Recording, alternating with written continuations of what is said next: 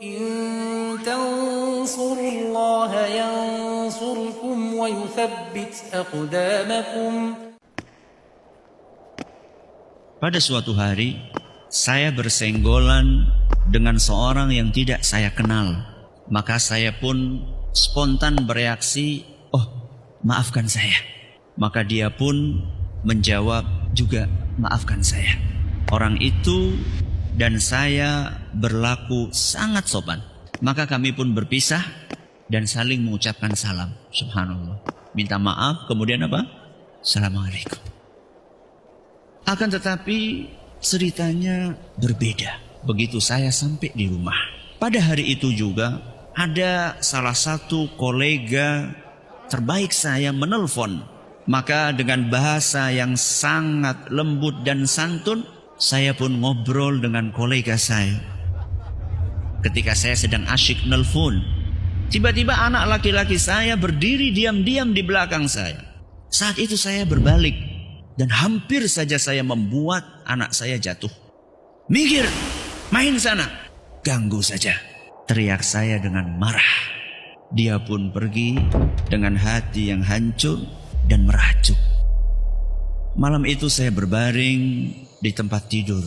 Antara sadar dan tidak, saya mendengar sebuah suara yang berbisik, "Aku akan memberikan gambaran kepadamu bagaimana ketika nyawamu dicabut.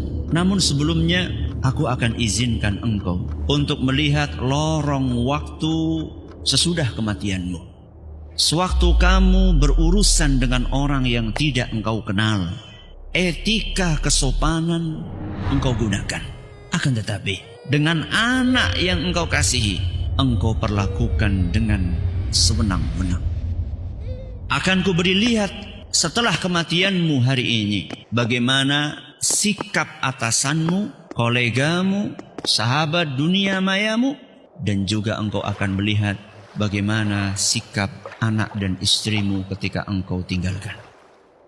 Aku pun melihat hari itu saat jenazahku masih diletakkan di ruang keluarga. Ternyata hanya satu orang, sahabat dunia mayaku, yang datang. Selebihnya hanya mendoakan lewat grup. Bahkan ada yang sama sekali tidak komentar apapun atas kematianku. Lalu teman-temanku sekantor hampir semuanya datang. Mereka hanya sesaat melihat jenazahku. Kemudian mereka asyik foto-foto dan mengobrol. Bahkan ada yang masih sempat asyik untuk membicarakan aibku sambil tersenyum-senyum. Bos yang aku hormati hanya datang sebentar, melihat jenazahku, dalam hitungan menit kemudian dia langsung pergi lagi. Dan kolegaku yang selama ini aku telepon dengan bahasa yang sangat sopan, tidak ada satupun yang aku lihat datang. Aku melihat anak-anakku menangis di pangkuan istriku. Yang paling kecil berusaha menggapai-gapai jenazahku, meminta aku bangun. Namun istriku menghalaunya. Istriku pingsan berkali-kali. Aku tidak pernah melihat dia sekacau itu. Kemudian aku teringat betapa sering aku acuhkan panggilan istriku yang mengajakku untuk mengobrol. Aku selalu sibuk dengan HP-ku, dengan kolega-kolegaku, dengan teman-teman dunia mayaku. Lalu aku lihat anak-anakku. Sering ku hardik dan ku bentak mereka saat aku sedang asyik dengan ponselku. Saat mereka ribut memintaku untuk aku temani. Ya Allah, maafkan aku. Pada hari yang ketujuh, sejak kematianku, ternyata teman-temanku sudah melupakanku semuanya. Sampai detik ini aku tidak pernah mendengar ada di antara mereka yang mendoakanku. Perusahaan tempat aku bekerja telah menggantiku dengan karyawan yang lainnya. Teman-teman dunia maya masih sibuk dengan lelucon-lelucon di grup tanpa ada yang membahasku atau bersedih terhadap ketiadaanku di grup mereka. Namun aku melihat istriku masih pucat dan menangis. Air matanya selalu menetes saat anak-anakku bertanya, di mana bapak mereka? Aku melihat istriku begitu lunglai dan pucat. Kemana semangatmu istriku? Ya Allah, maafkan aku. Hari yang ke-40 sejak aku tiada. Teman-teman Facebookku lenyap secara drastis. Semua memutuskan pertemanan denganku, seolah tidak ingin lagi melihat kenanganku semasa hidup. Bosku, teman-teman kerjaku, tidak ada satupun yang mengunjungiku di kuburan atau sekedar mendoakan dari rumahnya. Lalu kulihat keluargaku. Istriku sudah bisa tersenyum. Akan tetapi tatapannya masih kosong. Anak-anak masih ribut, menanyakan kapan bapaknya pulang. Dan yang paling kecil, yang paling kusayang, masih selalu menungguku di jendela menantikan aku datang. 15 tahun berlalu. Kulihat istriku sedang menyiapkan makanan untuk anak-anakku. Sudah mulai kelihatan guratan tua dan lelah di wajahnya.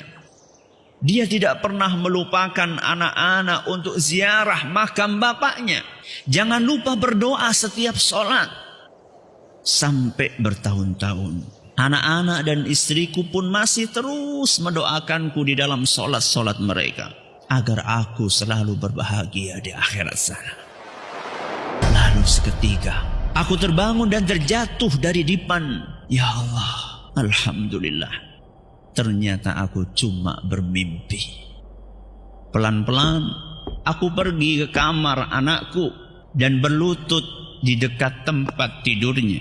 Masih aku lihat air mata di sudut matanya. Oh, kasihan sekali.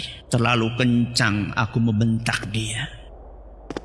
Anakku, bapak menyesal karena telah berlaku kasar kepadamu. Maka si kecil pun bangun dan berkata, oh bapak, tidak apa-apa. Aku tetap mencintaimu. Anakku, aku mencintaimu juga. Aku benar-benar mencintaimu. Maafkan aku anakku. Dan kupeluk anakku, kuciumi pipi dan keningnya. Lalu kulihat istriku tertidur. Istriku yang sapaannya sering aku acuhkan. Ajakannya untuk berbicara sering aku sengaja berpura-pura tidak mendengarnya. Bahkan SMS darinya sering aku anggap tidak bermakna. Maafkan aku istriku. Apakah kita menyadari bahwa jika kita mati esok pagi, perusahaan di mana kita bekerja akan dengan mudah mencari pengganti kita dalam hitungan hari. Teman-teman akan melupakan kita sebagai cerita yang sudah berakhir. Bahkan beberapa masih menceritakan aib-aib yang tidak sengaja kita lakukan. Teman-teman dunia maya pun tidak akan pernah membahas lagi, seolah kita tidak pernah mengisi hari-hari mereka. Lalu aku rebahkan diriku di samping istriku. HP-ku masih terus bergetar. Berpuluh-puluh notifikasi masuk menyapa aku, menggelitik untuk aku buka. Akan tetapi tidak. Aku matikan HP-ku. Aku pejamkan mata. Maaf, bukan kalian yang akan membawaku ke surga. Bukan kalian yang akan menolongku dari api neraka. Akan tetapi ini dia keluargaku yang saat kita tinggalkan akan merasakan kehilangan selama sisa hidup mereka.